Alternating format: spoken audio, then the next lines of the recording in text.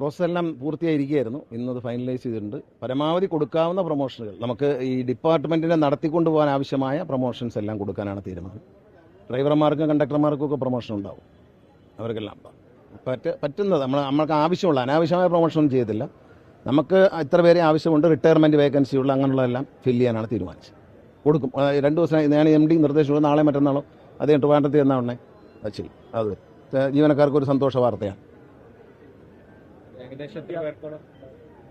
അല്ല, എല്ലാ കാറ്റഗറിയും വരുമ്പോൾ കുറച്ച് കൂടുതലാണ്. നല്ലൊരു സാമ്പത്തിക ബാധ്യതയുണ്ട്, എന്നാലും നമ്മൾ ചെയ്യാം. കാരണം ഇത് റിട്ടയർമെൻറ്റ് ഒരുപാട് വരെയാണ് ഈ വർഷം. വളരെ വൻതോതിൽ റിട്ടയർമെൻറ്റാണ്. റിട്ടയർമെൻറ്റ് പല പോസ്റ്റുകളിലും ഹാൻഡിൽ ചെയ്യാൻ ആളില്ലാതെ പോകും. സ്റ്റേഷൻ മാസ്റ്റർ, ATO ഇതൊക്കെ ആളില്ലാതെ പോകും. അപ്പോൾ അതുകൊണ്ട് അതായത് ഈ പ്രൊമോഷൻ കൊടുക്കുമ്പോൾ ശ്രദ്ധിക്കേണ്ട ഒരു കാര്യം എന്ന് വെച്ചാൽ, ഈ ഒരു മാസം കഴിഞ്ഞ് റിട്ടയർ ആകാൻ പോകുന്ന ഒരാളിന് പ്രൊമോഷൻ കൊടുത്താൽ അയാൾ ഒരു ജോലിയും ചെയ്യില്ല.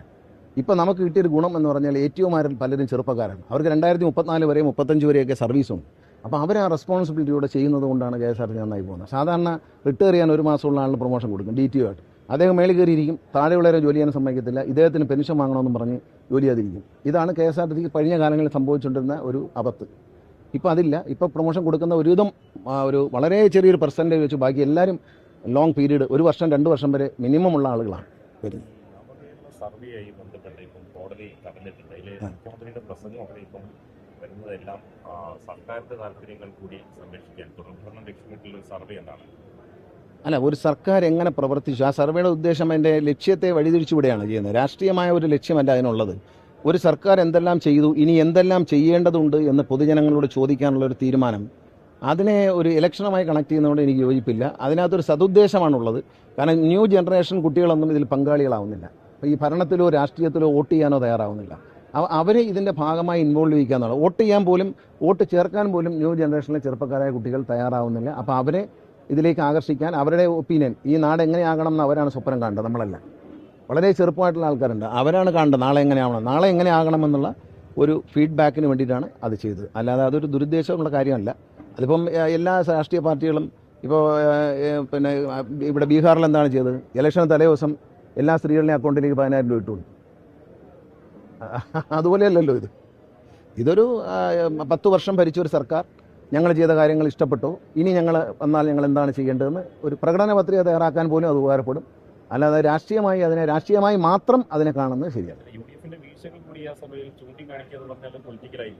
അല്ല, വീഴ്ചകൾ ഉള്ളതുകൊണ്ടാണല്ലോ. കാരണം ഇത്രയും വികസനങ്ങൾ ചെയ്തിട്ട് ഞാൻ ഇവിടെ ഇരുന്നപ്പോൾ തന്നെ പല ബസ്സുകളും വന്നു പോയി. അതിന് പുറത്ത് പരസ്യങ്ങളാണ്. 5 ലക്ഷത്തിലധികം വീടുകൾ പാവപ്പെട്ടവർക്ക് വെച്ചു കൊടുത്ത സർക്കാർ, 5,50,000 പട്ടയം കൊടുത്ത സർക്കാർ. മോശം സർക്കാരാണോ? ഈ UDFൻ്റെ അവസാനം ഉമ്മൻചാണ്ടി സർക്കാരിൻ്റെ കാലത്ത് നിങ്ങൾ അന്വേഷിക്കുക, ഒരു ഭവന പദ്ധതി പോലും ഉണ്ടായിരുന്നില്ല. ഈ ലൈഫ് എന്ന പദ്ധതി കൊണ്ടുവരുന്നത് 1ാം പിണറായി സർക്കാരാണ്. അതിനു മുമ്പ് യാതൊരുവിധ കേന്ദ്ര ഗവൺമെൻറ് കൊടുക്കുന്ന പിന്നെ പ്രധാനമന്ത്രി വകയായിട്ട് കൊടുക്കുന്ന വീടുകളാണ് വെച്ചിരുന്നത്. അത് SC ST വിഭാഗത്തിൽപ്പെട്ടവർക്കാണ് കൂടുതലും കൂടി. ജനറൽ വിഭാഗത്തിന് വളരെ കുറവായിരുന്നു. അങ്ങനെ തുച്ഛമായ നമ്പർ വീടുകളാണ്. മുനീറായിരുന്നു അന്ന് പഞ്ചായത്തിൻ്റെ മന്ത്രി. അദ്ദേഹം പലപ്പോഴും നിർബന്ധിക്കാറുണ്ടായിരുന്നു. ഞാനും അദ്ദേഹം പറയുന്നുണ്ട് വീട് വെച്ച് കൊടുക്കണം. അതുപോലെ തന്നെ അതിന് മുമ്പിരുന്ന സർക്കാരിൻ്റെ കാലത്ത് തുടങ്ങി വെച്ച വീടുകൾ തീർക്കാൻ പോലും ഉമ്മൻചാണ്ടി സർക്കാർ തയ്യാറായില്ല. അങ്ങനെ ഒരു സമരം ഉണ്ടായിരുന്നു, അത് മറക്കരുത്. VSൻ്റെ സർക്കാർ അവസാനിച്ചപ്പോൾ വീടുകൾ തറ കെട്ടിയിട്ടിരുന്നു. അതിൻ്റെ ഫിനിഷിങ്ങിന് പൈസ കൊടുക്കാൻ പറഞ്ഞു. അതാ സർക്കാർ UDF സർക്കാർ കൊടുത്തില്ല. മാത്രമല്ല അതിനെ തുടർന്ന് അത് കൊടുത്തില്ലെന്ന് മാത്രമല്ല, അതിനെ തുടർന്ന് ഒരു ഭവന പദ്ധതി 5 വർഷവും ഉണ്ടായിരുന്നില്ല. തർക്കിക്കാമോ VD സതീശന്? അല്ലെങ്കിൽ ആർക്കെങ്കിലും തർക്കിക്കാമോ? ഞാൻ പറയുന്നു ഇല്ലായിരുന്നു. ഞാൻ ആ മന്ത്രിസഭയിൽ ഉണ്ടായിരുന്ന ആളല്ലേ.